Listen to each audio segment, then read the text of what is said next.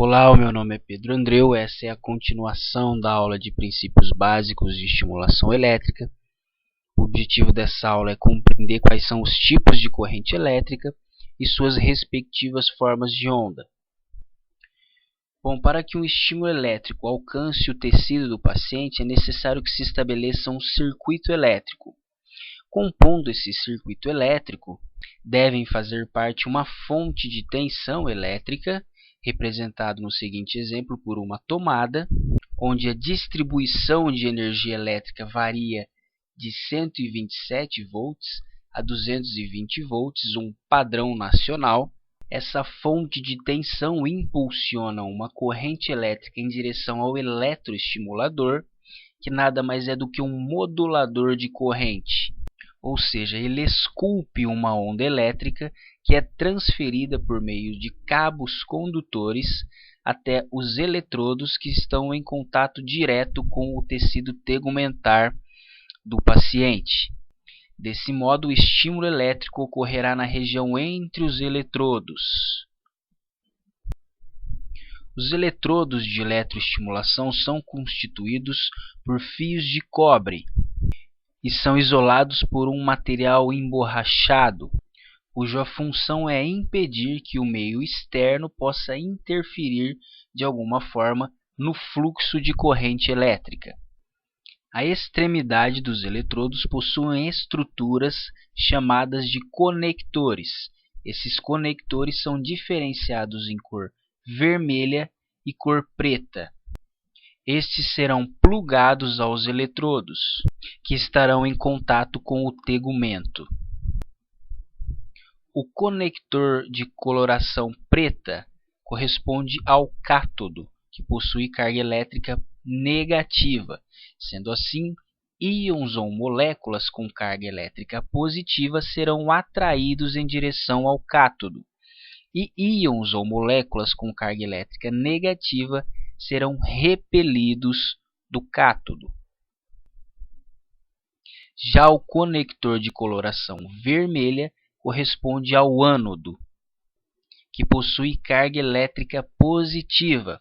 Sendo assim, íons ou moléculas com carga elétrica negativa serão atraídos em direção ao ânodo, e íons ou moléculas com carga elétrica positiva serão repelidos do ânodo.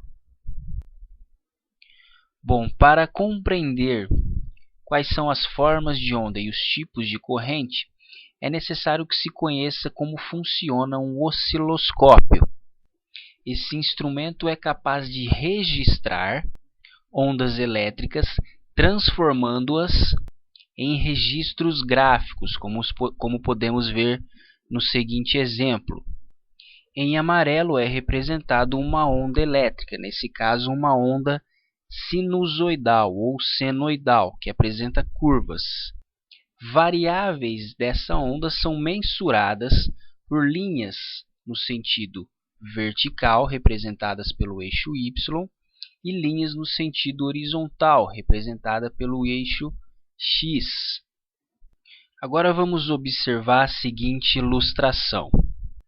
Nela estão representadas um eixo X, cuja função é fazer uma análise temporal da onda, e um eixo Y, onde a região abaixo do eixo X é representada pela fase negativa, e a região acima do eixo X é representada pela fase positiva. A finalidade do eixo Y é demonstrar qual o sentido ou direção da corrente elétrica, se em direção ao polo positivo ou se em direção ao polo negativo. Vamos agora acrescentar uma onda elétrica e vamos chamar ela de onda A. Observe que essa onda apresenta uma forma, nesse caso uma forma com curva, sendo assim denominada de sinusoidal ou senoidal. Ela só se apresenta na fase positiva. Desse modo, podemos chamá-la de onda monofásica, pois o fluxo de corrente é apenas em uma direção. Vamos agora acrescentar uma outra onda e vamos chamá-la de onda B. Essa onda B possui a mesma forma que a onda A, ou seja, trata-se também de uma onda sinusoidal. No entanto, ela está na fase negativa, o que significa que o fluxo de corrente está em direção ao polo negativo. Dessa forma, não se trata mais de uma onda monofásica, e sim de uma onda bifásica, pois há uma inversão de polaridade no decorrer da corrente elétrica. É possível avaliar a amplitude dessa onda, que é o mesmo que intensidade da corrente, que é representada pela amperagem. Sendo assim, quanto mais alta for a onda, maior é a intensidade ou amperagem da corrente elétrica.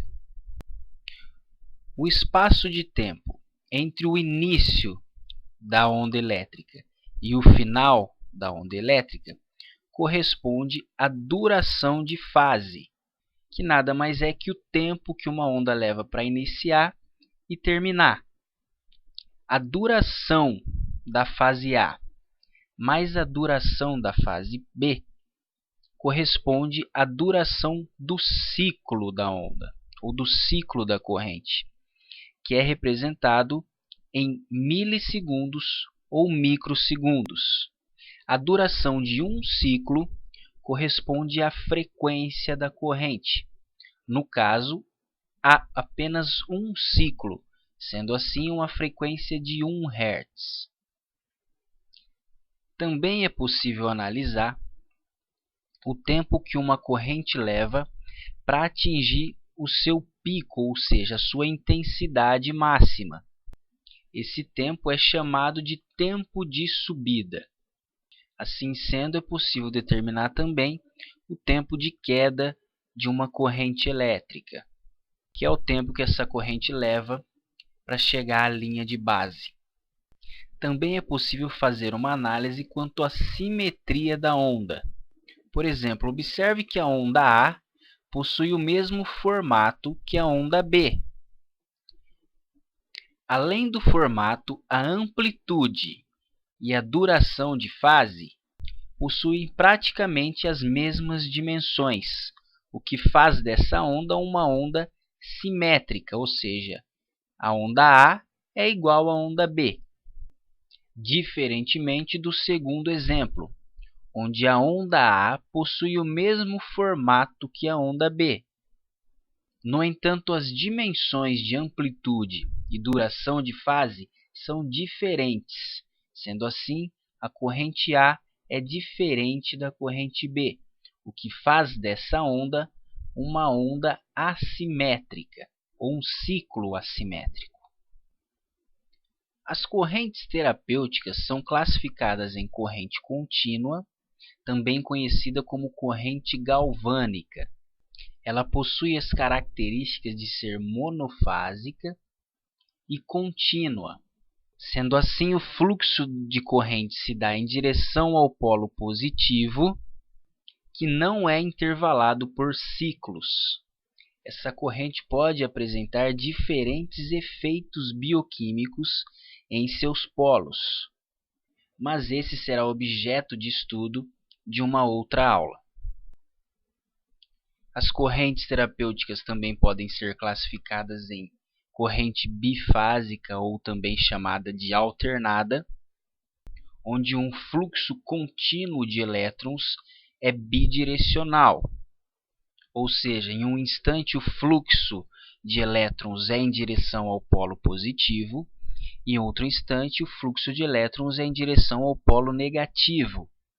Essa inversão de polaridade é importante para que se previna o efeito polar do eletrodo.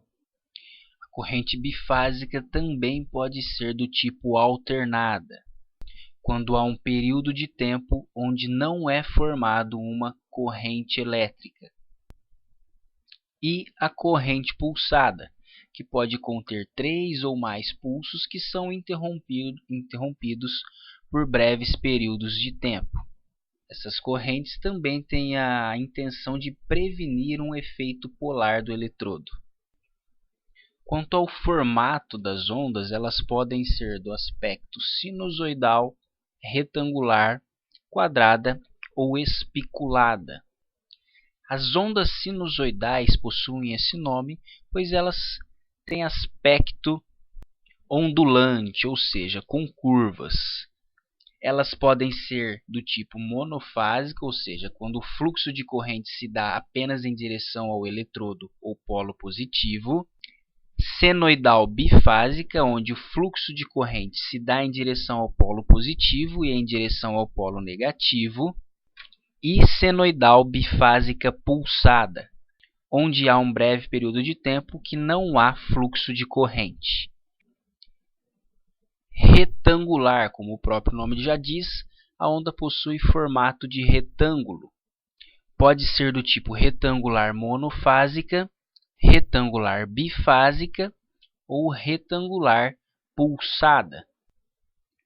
Pode ser também do tipo quadrada, onde a duração da fase geralmente é maior que a onda retangular.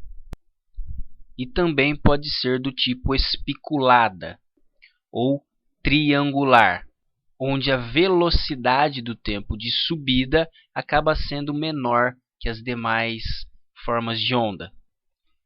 Essa aula foi elaborada por meio das seguintes referências. Obrigado.